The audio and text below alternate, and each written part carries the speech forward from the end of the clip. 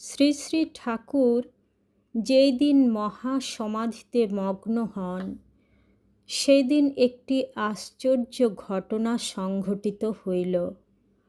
শ্রীমা আপনার ঘরে শোকাতুরা হইয়া সধবার চিহ্নস্বরূপ 2 হস্তের সোনার বালা ইত্যাদি খুলিয়া ফেলিতে মনস্থ করিলেন, কিন্তু ঘটনা ঘটিল অন্য রকম।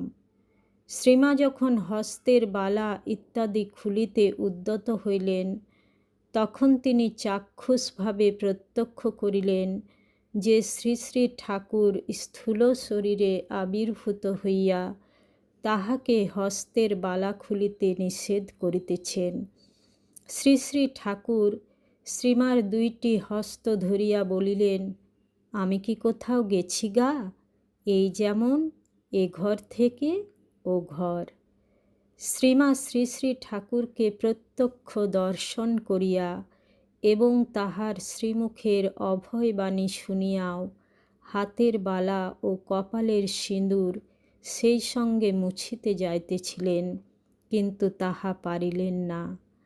শ্রীমা ভালোভাবেই বুঝিলেন যে শ্রী শ্রী ঠাকুরের পার্থিব শরীরই শুধু নষ্ট হইয়াছে, কিন্তু দিব্য শরীরে তিনি সর্বদাই বিদ্যমান আছেন।